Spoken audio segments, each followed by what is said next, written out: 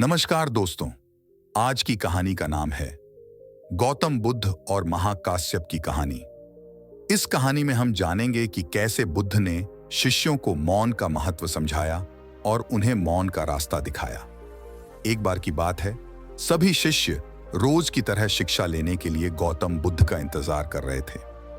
वह सभी साथ में बैठे थे, केवल एक शिष्य को छोड़कर, जिसका नाम था महाकाश्यप।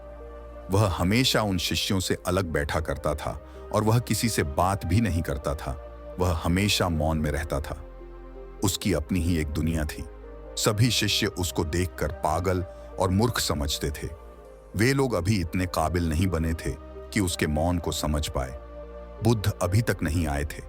एक शिष्य बोला, आज तो बुद्ध ने आने में काफी देर लगा दी। जरूर उन्हें कोई जरूरी काम आ गया होगा। दूसरा शिष्य बोला, हाँ, तुम ठीक कह रहे हो, वरना बुद्ध हमेशा ही वक्त पर आ जाते हैं। काफी देर बाद बुद्ध उन शिष्यों के पास आए। बुद्ध को देखकर सभी ने उनको प्रणाम किया। बुद्ध के हाथों में एक कमल का फूल था। वह पेड़ के नीचे अपने स्थान पर बैठ गए और काफी देर तक उस फूल को देखने लगे। उस फूल को देखते देखते ही उन्हें और वक्त गुजर गया। सभी शिष्य एक दूसरे की तरफ देखने लगे कि आखिर बुद्ध कब बोलेंगे, लेकिन बुद्ध है जो कि बोलने का नाम ही नहीं ले रहे थे। बहुत देर बाद बुद्ध ने प्रतिक्रिया दी, लेकिन वह प्रतिक्रिया उनके शब्द नहीं, उनके आंसू थे। उस फूल को देखते देखते ही उनके आंसू गिरने लगे। सभी शिष्य बुद्ध को बड़े गौर से देख रहे थे।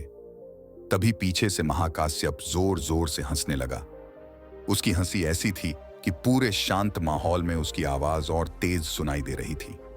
उसके बाद महाकाश्यप ने हंसना बंद कर दिया। बुद्ध ने अपना ध्यान कमल के फूल से हटाया और शिष्यों की तरफ किया। एक शिष्य बोला, बुद्ध, हम सभी कब से आपकी प्रतीक्षा कर रहे हैं, लेकिन आप तो इस फूल को ही देखे जा रहे हैं। बुद्ध बोले, यह फूल शांति, पवित्रता का सूचक है और मौन में ही इसके गुण दिखते हैं। जब तुम लोग मौन का अर्थ समझ लोगे, तब शब्दों की जरूरत नहीं होगी। शब्दों के माध्यम से जितना ज्ञान दिया जा सकता था, वह मैं तुम लोगों को पहले ही दे चुका हूं, और जो ज्ञान शब्दों से भी परे होता है, वह मैं मौन के द्वारा महाकाश्यप को दे चुका हूं। दूसरा शिष्य बोला, बुद्ध, पर महाकाश्यप के हंसने का क्या कारण था? बुद्ध बोले, महाकाश्यप को वह मौन समझ आ गया था जो तुम लोगों को नहीं आ रहा था, इसलिए वह तुम लोगों की नादानी पर वह हंसा। तुम लोग हमेशा इसी इंतजार में रहते हो कि बुद्ध हमको कुछ बोले और हमें ज्ञान प्राप्त हो, लेकिन सभी कुछ सुनने के बाद तो व्यक्ति की खुद की ही यात्रा शुरू होती है। तीसरा शिष्य बोला, बुद्ध, हम तो कभी महाकाश्यप के मौन को समझ ही नहीं पाए। हम तो उसे एक पागल समझते थे, लेकिन हमें क्या पता था कि हमसे अलग बैठने वाले महाकाश्यप को ही असल में ज्ञान मिल चुका है। बुद्ध बोले, तुम लोगों की यह समस्या है कि तुम लोग हमेशा शब्दों में ही अटके रहते हो, लेकिन बहुत सारी चर्चा करने के बाद क्या शेष रहता है? यही शेष रहता है।